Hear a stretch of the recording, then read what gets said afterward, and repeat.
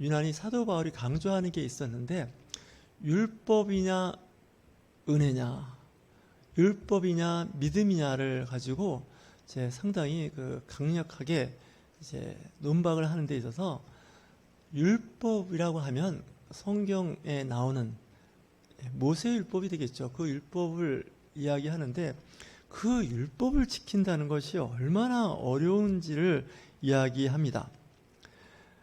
12절에 율법은 믿음에서 난 것이 아니라고 이야기할 정도입니다. 우리가 믿음으로 구원에 이르는 것이지 율법을 잘 지켜서 구원에 이르는 것이 아니다라고 이야기를 하는데, 이게 사실 성경 말씀에서 충돌하는 말씀입니다. 성경은 율법입니다. 그래서 율법으로 구원에 이르지 않고 율법을 지킬 수 없다 그러면 이 율법이 의미가 없지 않습니까? 말은 뭐 율법 말씀대로 살자고 해놓고 말씀대로 살 수 없으니 그 말씀대로 살 수 없는 그 율법을 강조하면 안 되고, 믿음으로 주 예수 그리스도의 십자가의 죽으심과 부활하심과 다시 오실 예수 그리스도의 그 선하신 믿음, 그것으로 구원에 이르는 것이지 율법으로는 안 된다고 이야기를 강력하게 하는 겁니다. 적당히 이야기하는 것이 아니라 강력하게 이야기합니다. 그러면 신앙생활을 하는 사람들은 갑자기 혼란이 옵니다. 성경 말씀을 암송하고 그 말씀대로 살려고 몸부림치는 사람들이 그냥 무기력해질 수밖에 없는 이야기가 되는데, 이 말씀 배경에는 분명한 환경이라는 게 있습니다. 이 갈라디아 사람들이 자유함이 있었습니다. 예수를 영접하고 예수 그리스도의 복음을 받아들여서 잘 살고 있는데, 그 동네에 와서, 갈라디아 동네에 와서, 그 지역에 와서 그들의 자유를 시기 질투하거나 폄하하는 사람들이 있었습니다. 예수 믿는 사람들이 저렇게 자유로워도 돼?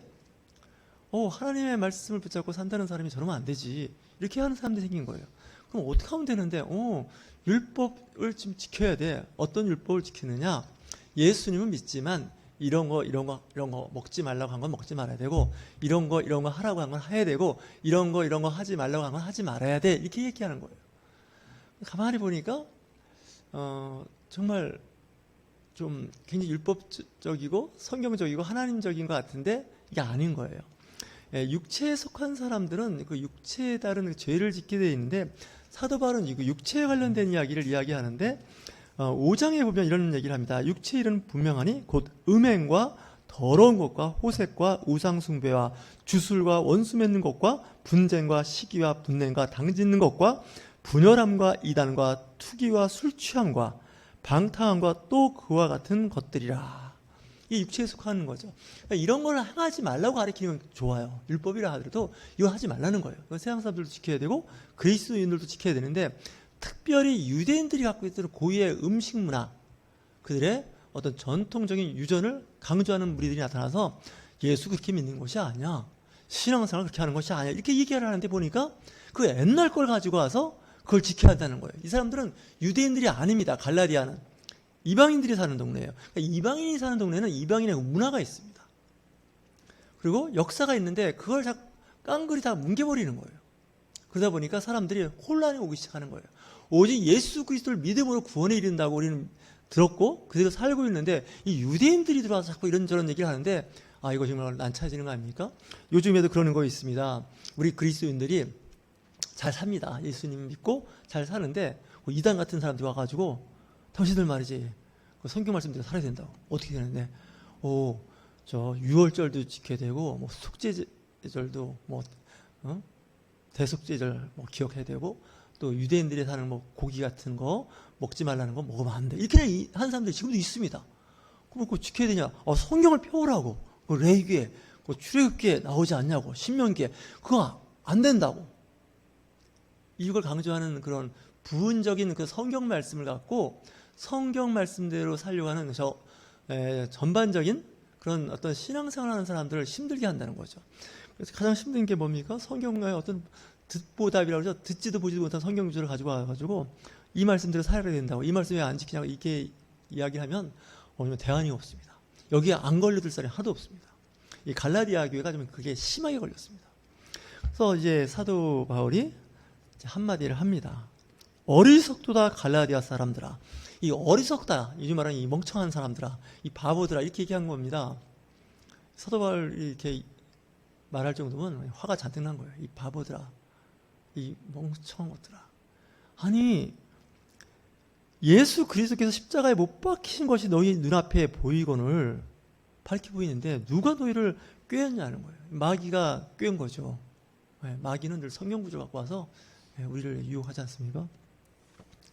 이렇게 얘기합니다. 너희가 성령을 받은 것이 율법의 행위냐 혹은 듣고 믿음으로야. 사도 바울이 전하는 그 복음의 말씀을 듣고 믿어서 구원에 이르는데 니들이 율법을 지켜서 구원에 이른다는 건 말도 안 된다. 그렇게 가르친 사람이 누구냐? 이렇게 이제 이야기를 하는 겁니다. 그러면서 3절에 또 한 번의 이야기를 합니다. 너희가 이같이 어리석으냐. 그러니까 1절과 3절에 두 번, 이 바보들아, 이 멍청한 것들아, 이렇게 얘기하는 거죠. 성령으로 시작하였다가 율법으로 살겠느냐? 마치겠느냐? 율법으로 다시 돌아가겠느냐? 예수님이 오신 이후의 삶을 살아야 되는데 예수님이 오시기 이전의 삶으로 살 거냐? 예수님께서도 신구약을 딱 가르는 말씀을 하셨죠? 모든 구약의 예언과 선지자의 말들은 어디까지라고요? 세례 요한까지라는 거예요. 여자가 낳은 자 중에 이보다 큰 자가 없다는 거죠. 하지만 천국에서는 지극히 작은 자라도 세례 요한보다 크다는 거죠. 아직도 세례 요한 이야기하고 엘리야 얘기하는 사람들은 명심해야 돼요. 천국에 갔더니 세례 요한이 내 발밑에 있더라는 거예요. 그 얘기는 뭐냐면 세례 요한은 율법을 갖고 있던 사람이에요. 예언자였어요. 율법. 예수님 오시는 길을 준비한 사람이에요. 구약의 종말을 구했던 사람이 세례 요한이고 침례 요한이에요. 근데 이 침례 요한이 이야기한 걸 잊어버리고 그 구약의 율법을 붙잡고 계속 이야기하는 사람들이 있었던 거죠. 사도 바울은 그걸 알았던 겁니다. 율법? 그렇게 의미 부여하지 마. 참고가 되는 거죠. 율법의 그 두 가지의 요약을 하면 첫째는 뭘까요? 하나님을 사랑하고 이웃을 사랑하는 거예요. 그거 안에 다 들어가는 거예요. 그런데 그걸 시시콜콜한 그 종목 하나하나를 가지고 이야기한다는 건 이거 분위기 망치자는 거예요. 교회 공동체를 힘들고 어렵게 만들자고 하는 것과 마찬가지죠. 그래서 성령의 시대를 살고 있는 우리에게 그 육체의 율법을 자꾸 갖다 댈 거냐는 거죠. 그러니까 신앙생활하면 자유함이 있어야 돼요. 자유가 있어야 되는데 그 자유를 느끼고 누리며 살아야 되는데 자꾸 율법적인 걸 강조하는 사람이 나타나기 시작한 거예요. 그렇게 되면 분위기가 쏴해집니다. 그리고 분위기가 얼어붙는다는 거죠. 사도 바울은 이것을 걱정했던 겁니다.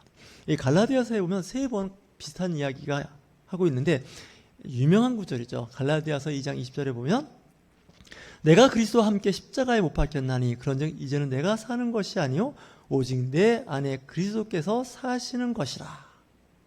이 말씀은 이 갈라디아서에서 여러 번 반복돼서 나타나는 말씀입니다. 알 수 있는 것이 성경에서 여러 번 발견할 수 있는 것이 있는데 한번 제가 말씀을 찾아서 말씀을 봉독하도록 하겠습니다. 5장 갈라디아서 5장 24절입니다. 그리스도 예수의 사람들은 육체와 함께 그 정욕과 탐심을 십자가에 못 박았느니라. 그러니까 십자가에 못 박은 걸 두 번 얘기하는 겁니다. 육체의 정욕입니다. 그 다음에 탐심입니다. 십자가에 죽였다는 거예요.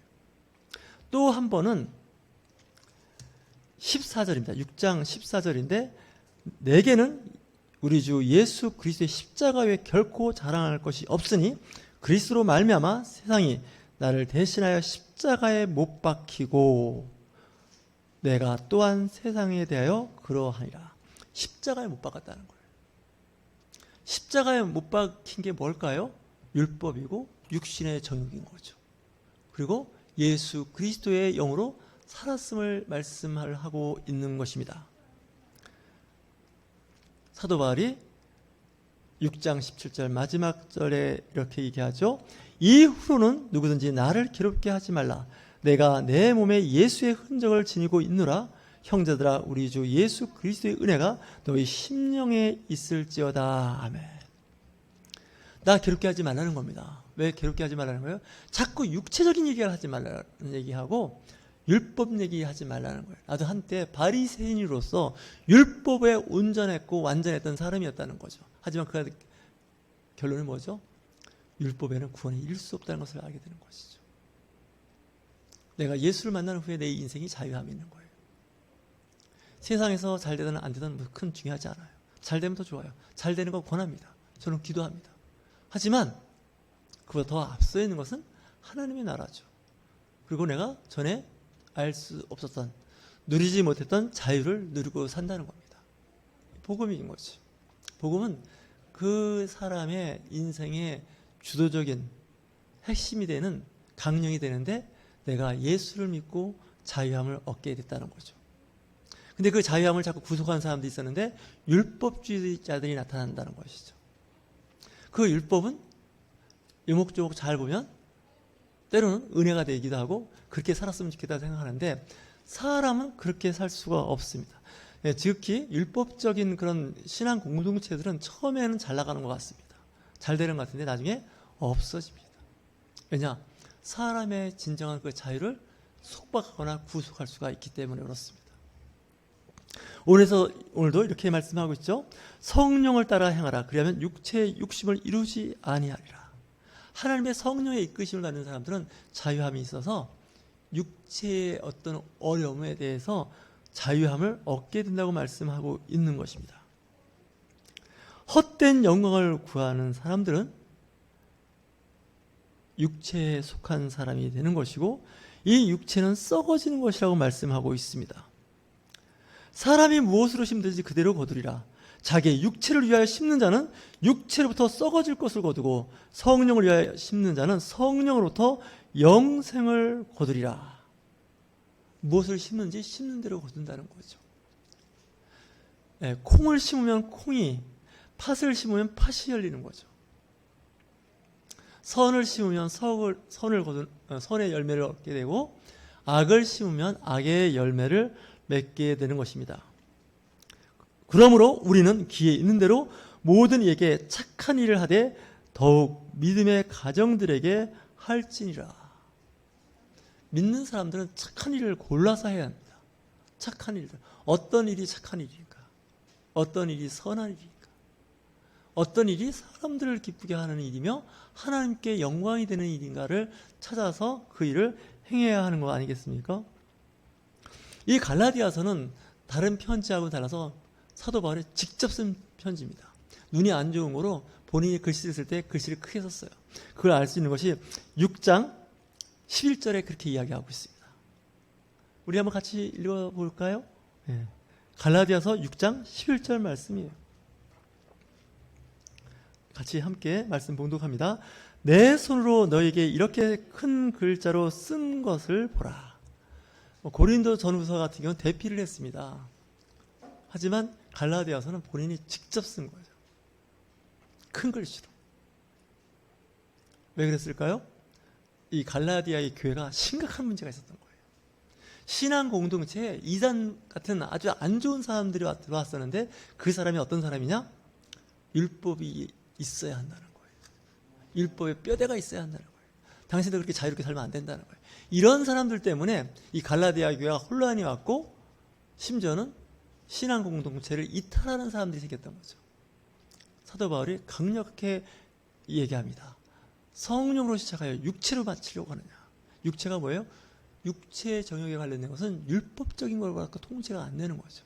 우리가 죄가 없어서 구원에 이르는 것이 아닙니다. 죄가 없어서 천국에 가는 게 아닙니다. 다만 우리가 예수 그리스도를 믿음으로 의롭다 칭함을 받게 되므로 의인이 된다는 것이죠. 이신득의란 말 있죠. 사자성어 이신득의. 이신득의가 뭘까요? 믿음으로 해서 의에 이른다는 거예요. 이신칭의가 있습니다. 이신칭의가 뭘까요? 믿음으로 의롭다 칭함을 받는다는 거예요. 인정을 받는다는 거예요. 이 기독교의 핵심적인 복음이에요. 사도 바울이 이 부분을 무척 강조합니다. 왜 강조했을까요? 복음을 어렵게 만들지 않습니다. 단순화시킵니다. 오직 의인은 믿음으로 살리라. 얼마나 아름답습니까? 하나님의 말씀을 듣고 그 말씀이 복음인 것을 알고 인정하고 받아들이고 영접하는 것이죠. 성령의 역사하심을 바라보는 거죠. 믿음의 눈으로 바라보는 겁니다. 천국 믿음의 눈으로 바라보는 것이죠. 하나님을 믿음의 눈으로 바라보는 겁니다.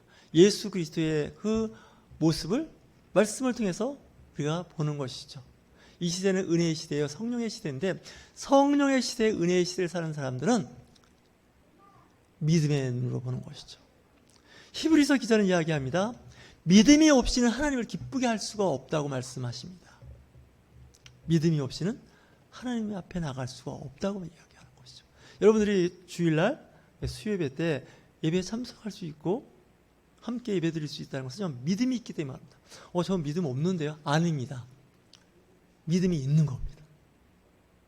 믿음이 있노라 하면서 믿음이 있는 행위들이 나타납니다.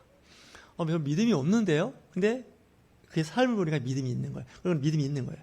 근데 자기는 믿음이 있다 그러는데 그 삶이 믿음이 없는 삶을 산다면 그 사람은 말로는 믿음이 있다고 하는데 실질적으로 그 사람의 마음속에는 믿음이 없는 거죠. 이렇게 얘기하면 될까요? 나는 부자가 아니거든요.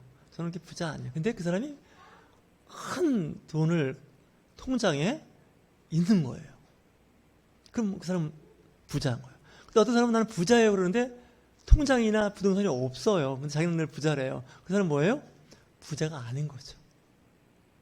예, 하나님 말씀도 잘 보셔야 돼요.